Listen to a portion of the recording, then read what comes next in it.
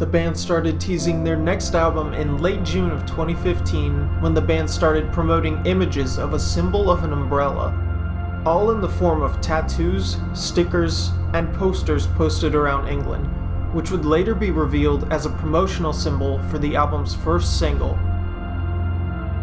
The band released a short video in early July where the words, "That's the Spirit," were spoken in reverse.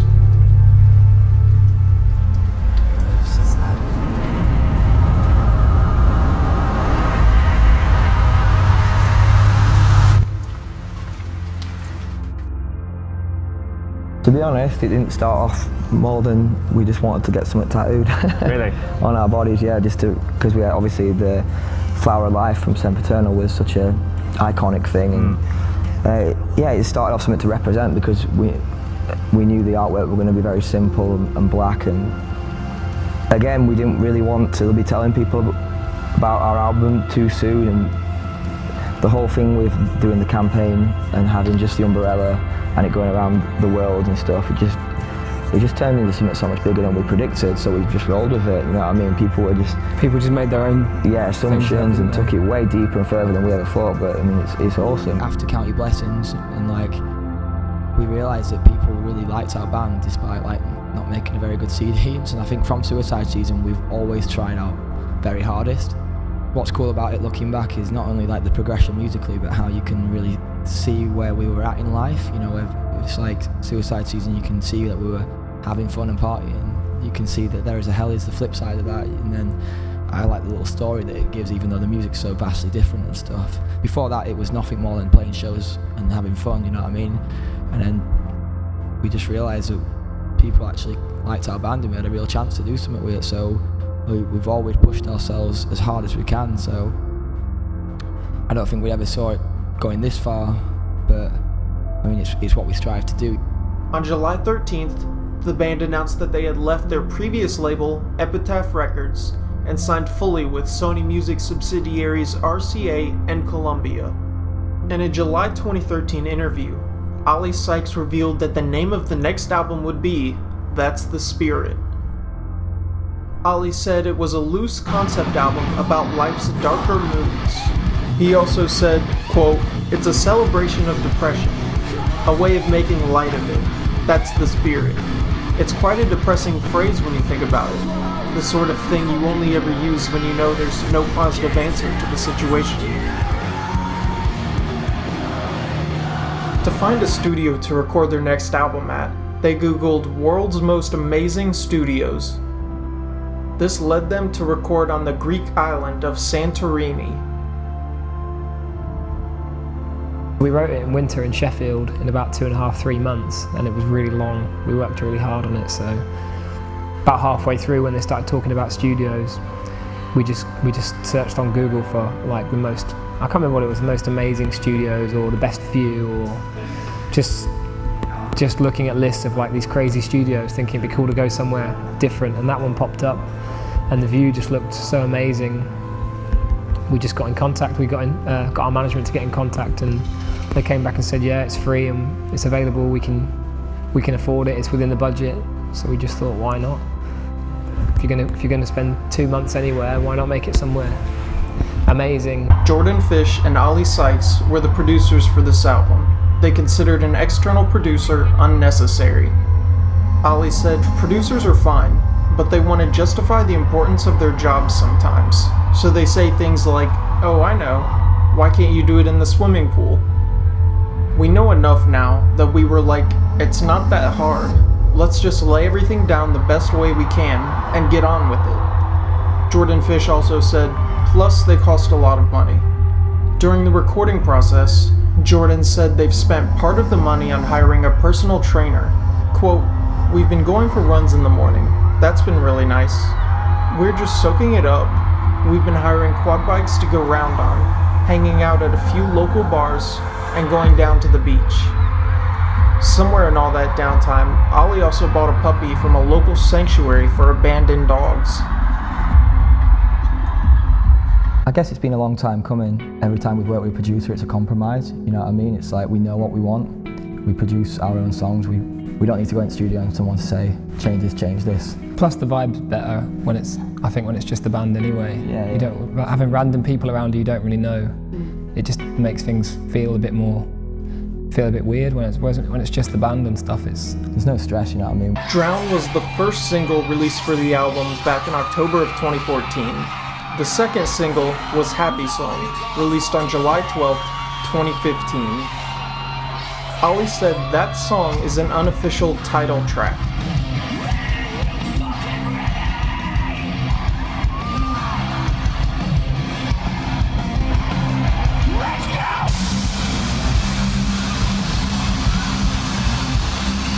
Their third single, Throne, was released 2 weeks later, along with an accompanying music video and an official announcement of the album's track listing and cover art. Jordan Fish explains that Throne reflects the group's then current state of mind, both musically and emotionally. He went on to describe the track as, quote, one of the most simple and straightforward songs on That's the Spirit, noting its natural progression from elements introduced on 2013's Sempiternal, including an up-tempo rhythm and really strong melodies. Ollie explained that Throne was one of the first songs the band wrote for the album to be considered for release as a single, claiming that, quote, it felt like our comeback song. Describing the track as fast, short, and simple, Ollie has suggested that the line, "So you can throw me to the wolves, tomorrow I will come back leader of the whole pack," summarizes the themes of the song, which include the proposition that, quote, it's the people that break you that also make you. True Friends was the fourth single released from the album, coming out on August 22nd, along with an official lyric video. The song is about disloyalty. Ollie Sykes explained that the hook, quote, "True friends stab you in the front," is based on a quote credited to Irish playwright Oscar Wilde. Yeah, I mean, it's an Oscar Wilde quote, which then you basically hit the nail on the head there. It's all about if you're a proper friend tells you what's up, you know what I mean, tells you what's up to your face and not talk shit on you behind your back and brings you down for something, you know what I mean? And that's all the song's about. It's about if you've got beef with me and you meant to be my mate, you talk to me about it. You don't talk about it to other people, and you know. So I mean, it's all about making peace with people that are like that, you know what I mean, and realizing that they aren't your true friends, and realizing that there's no point in hating those people because that's just the kind of people they are. And it doesn't matter who their friends are, that's how they treat people, that's how they think it's fair to treat people. So it's all about keeping them at arm's length, really. Ollie said the song is not about anyone in particular, although he revealed that, quote, it's about some people more than it is others, but it's all about one event in particular that spurred it on. It's about people that I thought were my friends, my very good friends, doing something to me that I just didn't see coming in a way I never thought they would. He also explained that True Friends is about coming to peace with anger and letting those people know that I can forget but never forgive. Bring Me the Horizon's fifth studio album, That's the Spirit, was released on September 11th, 2015. This album marks a departure from the group's metalcore roots in favor of a less aggressive alternative rock and metal style. Ollie cited the alternative rock bands Jane's Addiction, Panic at the Disco, Interpol, and Radiohead as influences for the new album.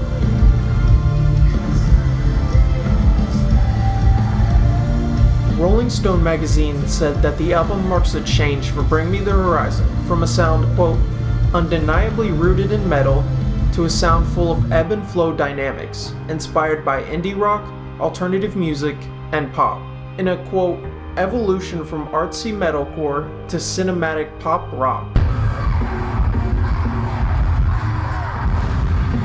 Featuring characteristics of electronic music, That's the Spirit has been considered an electronic rock, alternative rock and alternative metal, arena rock, and hard rock album by several online platforms. Its style has been described as pop rock by some music critics, and sites such as The Guardian and St. Cloud Times have described it as new metal. The band embarked on a US tour in October of 2015 with support from metalcore band Issues and rock band Paris. This next song's for all the fuck-ups in the crowd, all the rejects, all the dickheads, all the people going through shit right now. This song is for you. This song is about you. This song is about us. So if you know the words, help me out. This song's called Sleepwalking.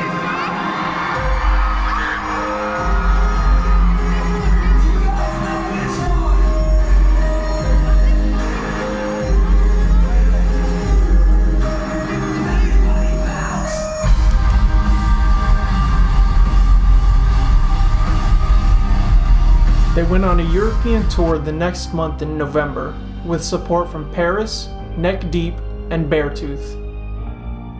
The music video for True Friends was released a few months after the single came out.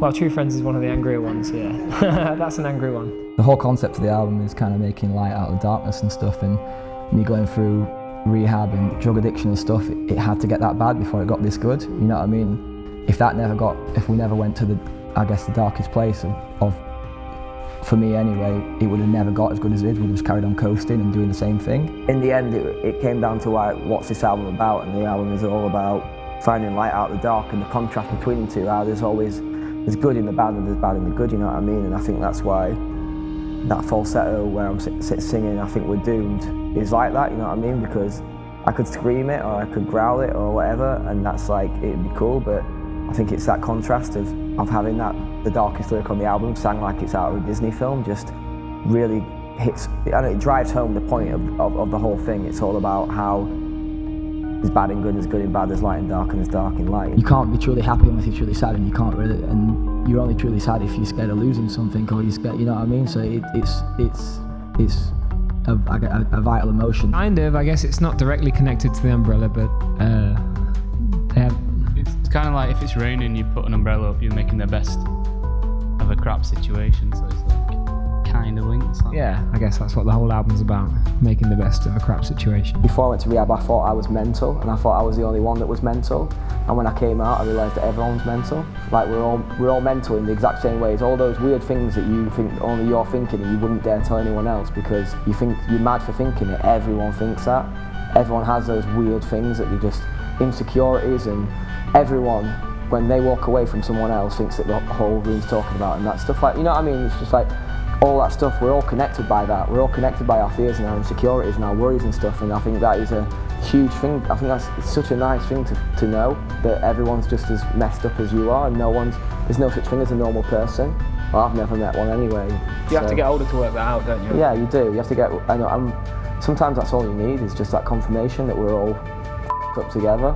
I guess I decided when I went to rehab and stuff, I wasn't presented with two choices, but I kind of quickly realised I had two choices. I could either go down the 12-step program and go, I'm an addict, I'll always be an addict, that's never going to change, I'll just be a recovering addict that will struggle with this for the rest of my life, and or I go, no, why am I a drug addict? Because I didn't used to be a drug addict, and I'm not doing it because I like drugs. I used to like drugs, I used to be a laugh, now they're not. So I don't really buy into that, like, it shouldn't be a struggle for the rest of my life. I don't want to be a drug addict, but I am for some reason. So I made the choice while I was there. I was like, let's figure out why I'm a drug addict. Because if you can figure it out, and then you can fix the things that make you a drug addict, then you're not going to be a drug addict anymore. From when I was younger, Ride the Lightning by Metallica, then probably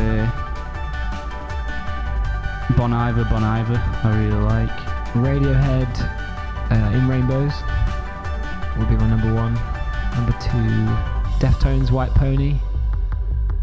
And number three, our new album. And then American football.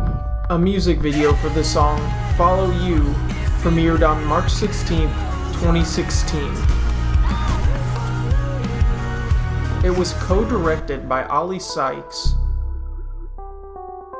Ollie and Jordan started writing Follow You at around the same time they wrote Drowned.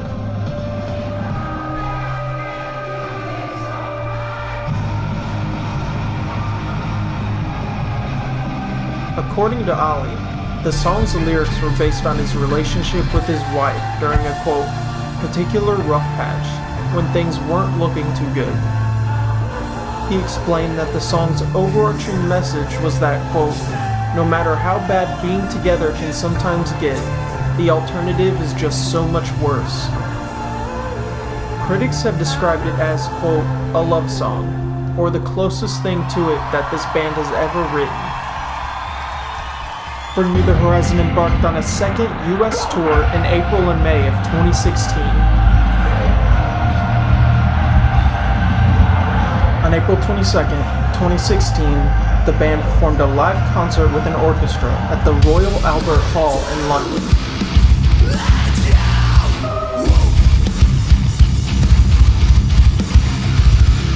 This marked the first time the band had ever played with a live orchestra.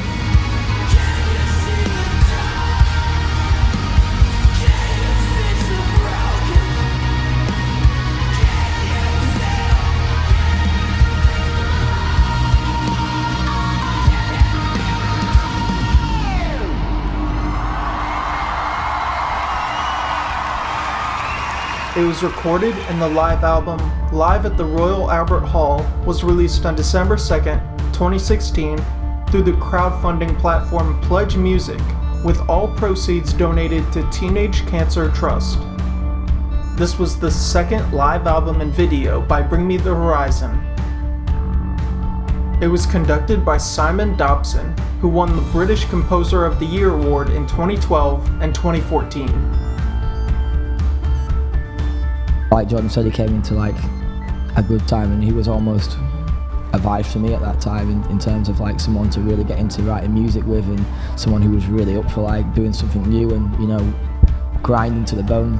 So it was odd. The timing was odd because it felt like a good time for it to happen, didn't it? Really, it was just coincidence that Ollie was in a place where he obviously just wanted to focus fully on something completely on music rather than anything else, because he just got himself sorted. So then it was like perfect time for us to get into writing the album. Looking back, I guess it's different now, isn't it? You can see not the funny side, but it's just a different part of your life, isn't it? Different phase, and it's just, yeah, there's a lot of memories and a lot of stuff that the band's been through, and it wasn't all bad, was it? Obviously there's a lot of funny stories as well, but we're in a different place now. A music video for Avalanche was released on June 23rd, 2016. It was directed by the same person that directed Lads on Tour, Tom Sykes, Ollie's brother. According to Ollie, Avalanche is the band's attempt at creating a stadium-sounding anthem in the vein of bands such as U2. Critics compared the style of Avalanche to that of Linkin Park, particularly in terms of its huge open chords and Ollie's raking vocal performance. Lyrically, Avalanche is a song about ADHD, which Ollie was diagnosed with prior to the release of That's the Spirit. Identifying the diagnosis as a factor in his recovery from drug addiction, the vocalist noted the lyric, "Cut me open and tell me what's inside," as indicative of his headspace at the time of writing the song.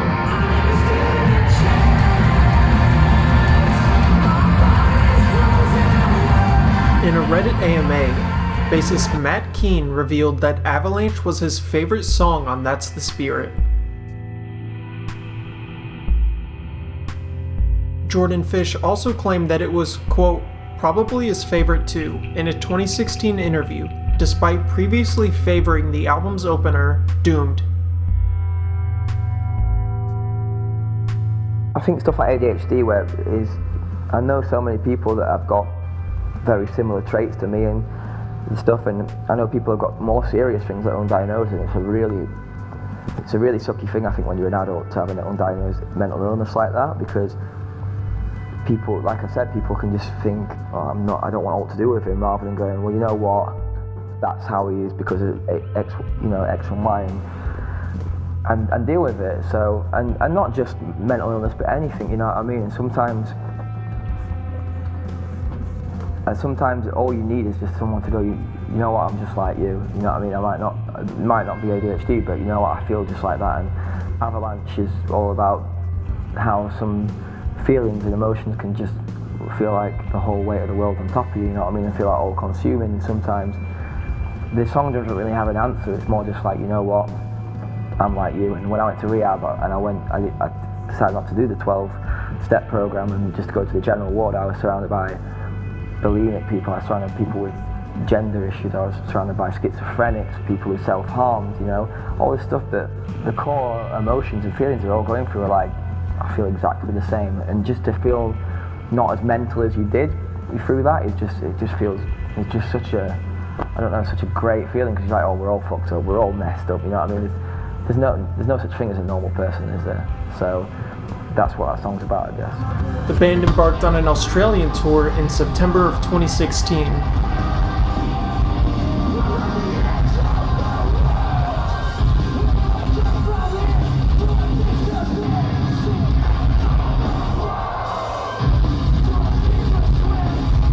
However, the final 3 shows of the tour were cancelled and rescheduled for February of 2017 as Ollie Sykes contracted a viral throat infection.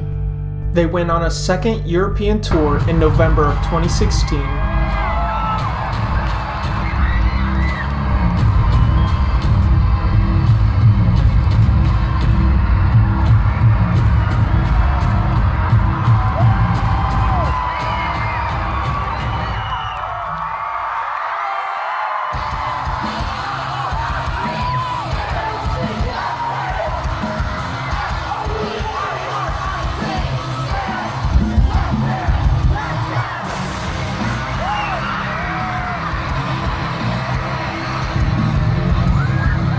Doomed was the first song written for That's the Spirit, but the last to be completed. Although Drown was technically the first song written for the album, it wasn't explicitly written for it, and originally was not going to be included on the album. So much, it makes me want to die. I lost my wife this year. We've lost our friend. Doomed it was the first song we wrote for the album, and it was the last song we finished. Musically, I think it's the most different song we've ever done, and in that it was the hardest thing to write the vocals for, because it was just, it's a slow tempo, it's got this big huge stoner rock arena riff mixed with like Faithless style trance.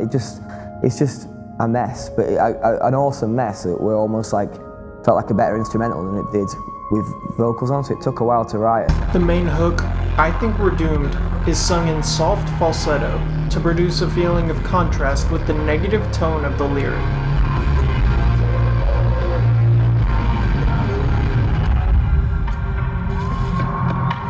This juxtaposition is also reflected in the differing styles of the song's sections, with the verses being, quote, real claustrophobic and kinda stressful and hectic, and the choruses being, quote, big, spacious, loose, open, and relaxed, according to keyboardist Jordan Fish.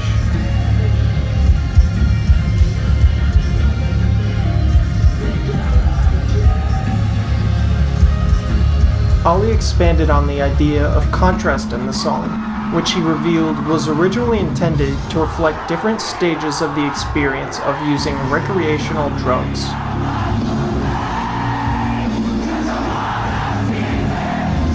Lyrically, Doomed represents the main theme of the album of, quote, finding light out of the dark and the contrast between the two, as well as the concept of nihilism.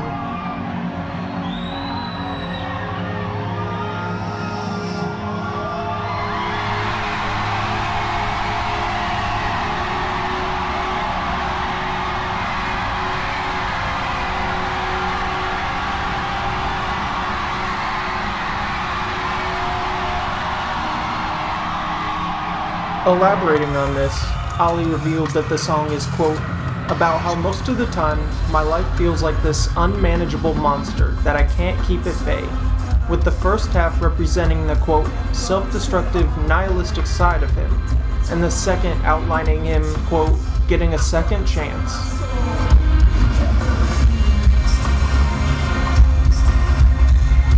When we latch on to something that we think, oh, this is reminding us of something cool, and it's usually something that we're into when we were younger, to be honest with you, then we tend to go with it, and we'll be like, oh, let's make it feel like, let's give it that kind of cocky vibe, if that's what, or if it's sounding a bit like euphoric and dancey, we'll go with that too, and kind of like exaggerate that and use it. So yeah, it's a big mishmash of different stuff, I think.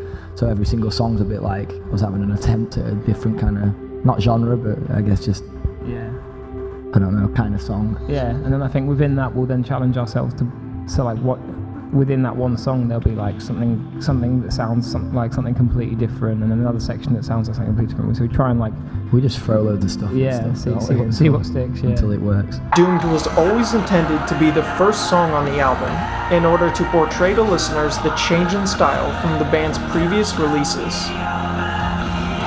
The music video for Oh No was released on November 3rd, 2016. Ollie explained that Oh No is meant to be like this anti-dance song. It's all about people who live for the weekend and people that are my age, 30-something or older, still trying to live like they're 18 or 21. The song also features references to drug addiction.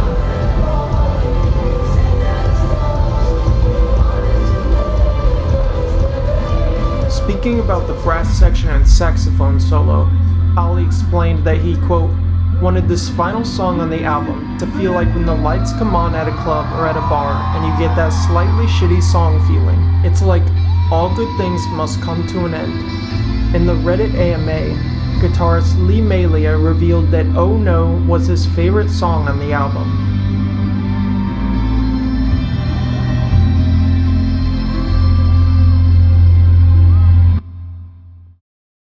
We've all So you got always do girlfriends boring and stuff? wives and stuff, yeah. We're just literally just boring when we're at home. We like sitting at home and watching shit. Yeah, like daytime soaps, TV, yeah, and stuff and then like we talk that. about that. We're the least rock star people in the world, but I think that's That's we endearing. like I love that. Yeah, we're not bothered about partying and going out and getting Too off old our now. heads. Yeah, A, we're too old, and B, we just can't be bothered. We just rather sit at home and watch TV. It's embedded in your Britishness to like electronic music and stuff like that. You can't escape electronic or dance music and Well, I think stuff. Skrillex actually helped with an album in the past, or at least helped produce an album. Before he was even called Skrillex, I remember on the credits. Sonny? On the credits, it was like, "Can you put me down as Skrillex?" to Ollie, and Ollie was like, "Why? Your name's Sonny," and he was like, "Well, it's just my name. I'm going on this way." We're like, "Okay," and then it became absolutely massive. We've been in situations where everyone hates us, you know what I mean? And now we're in a situation where, you know, it feels like everyone loves us, you know what I mean? And so we're always having to try harder and harder. We never went, yeah, we are great. We were always taking on board what people said about us. We're the band as well, because we went through years of people bottling us, or we've played shows where people just give us stick and stuff. So you kind of, when you get through all that, you appreciate how good it can be. We think nowadays that we can try and block out and we can try and ignore and stuff with I guess technology and always being on your phone and texting and internet. You can always in a sense you never have to be alone, but you are alone, and sometimes you have to just sit and let your thoughts take over and process and get through it and stuff. And I think sometimes people think that negative emotions and sadness is something that shouldn't be in our lives, when I think it's a really important experience and emotion. And I think there's some things you have to come to terms with in your life. There's some things about yourself that you have to accept and you can't change.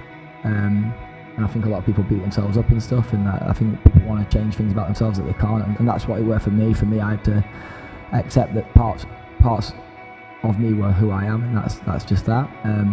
So it's about celebrating the negative aspects of our lives and negative emotions, and you can't really ignore stuff like that. It just gets worse and worse and bigger. So the whole album's just about kind of trying to see the bright side of the dark side sort of thing.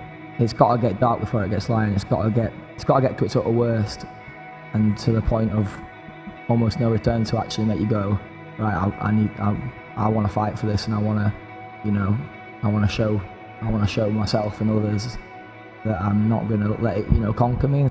Like their previous album, That's the Spirit was met with immense critical praise, scoring an 88 on Metacritic.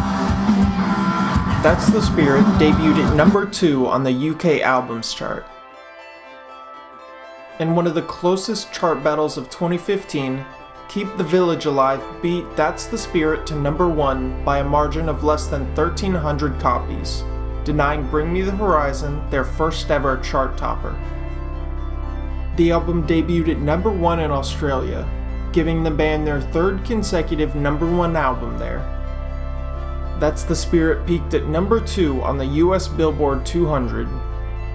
As of February 2016, the album sold 130,000 copies in the US. And in June of 2018, the album was certified gold in the US with 500,000 sales. The album was also certified gold in the UK with 100,000 sales, gold in Poland with 10,000 sales, and platinum in Australia with 70,000 sales. The album charted in the top 10 of 18 different international charts around the world. By November 14th, 2018, the album hit over 1 billion streams on Spotify. So what other type of music like that do you listen to that nobody would ever, you know, think of?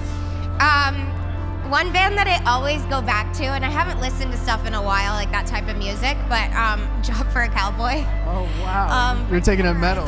Yeah, Bring Me the Horizon. Sempiternal talks a lot about like my drug addiction and how it was going through that and overcoming it. I guess this one's all about the stuff that I guess the steps I placed into my life to like become a happy person and, you know, become a person who's confident and happy with who I am and stuff. So each song's a bit of a life lesson or a life realization, and like realizing how to cope with stuff, you know. For instance, I guess like I struggled with like becoming someone that people knew, you know what I mean. I guess I didn't like the fact that people were saying all these horrible things about me because I didn't think they were true.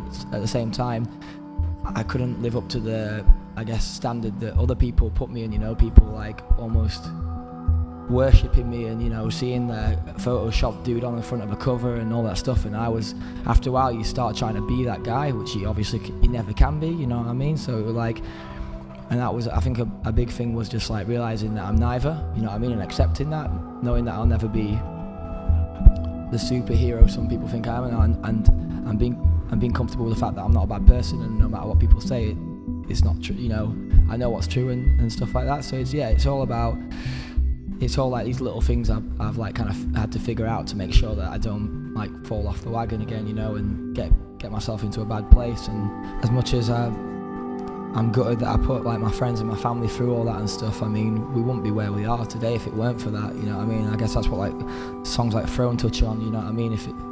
If I didn't have all this like emotional grief to like go through, and I wouldn't be a stronger person, I wouldn't have all to sing about. And I guess that's why people still connect with our music and stuff so much, despite what like how we change in that. I think people really still know that it's like a real journey. Until I got help, I dealt with it alone, you know what I mean. And I think that's the biggest thing, the embarrassment, you know what I mean. Like, people are worried that they're gonna, and sometimes I sometimes think, oh, well, I don't want to come off sounding like a melodramatic, whiny kid, but it's all relative, innit? You can't use that thing every time, well, people have got it way worse than you. It's really, you're going through what you're going through, and if you try and go, oh, I don't have a right to feel like that, then you're not getting to the bottom of it, you know what I mean? Like, places like Japan and stuff, it's like almost a sin to admit that you're depressed, you know what I mean? And that's why they have like one of the highest suicide rates in the world, because they have to just go off and kill themselves because they're ashamed to talk about it and stuff, and that's just not right, you know what I mean? It doesn't matter. End of the day, what's it helping if someone turns around and goes, you don't, you know, you've got it good, you shouldn't feel like that. If you're feeling something, talk about it, feel it, go through it, you know what I mean? Whatever it is, you know what I mean?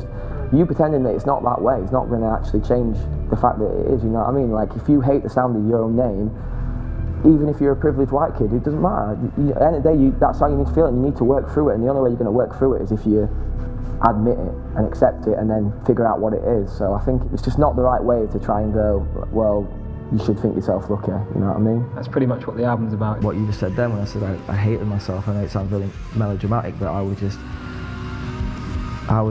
strung out, and I was just so fed up of trying to meet the expectations or quash the things people said about me. You know, like people were saying I'm a cunt, people were saying I'm a bad person, and I wasn't. But at the same time, I wasn't the godlike fucking rock star that other people thought I was, and no one is. You know what I mean? I'm just an average person, just like anyone else. And I think I got caught up trying to live up to the photoshopped rock star version, you know, the covers, and at the same time trying to like tell people, trying to fight against people saying I'm a bad person, while I was actually being a bad person, but not for what they were saying, but I was not being a good person. You know what I mean? I was keeping my family up at night, I was keeping my friends scared. I was, you know, I was not doing stuff that I was proud of. So it just got to the point where I didn't want to be me anymore. I didn't want to have to think about what being on these sites. Like, people say my name and it made me cringe. So ketamine was obviously the drug I chose because it just disconnected my mind from my body. You take that drug and your name doesn't mean all, objects don't mean all, money doesn't mean all, nothing. You know, the embarrassment's gone because your ego's just disappeared. And that's what I needed to figure out, rather than going, you know what, just don't take it. Just don't take the drug and just, you know, fight it. So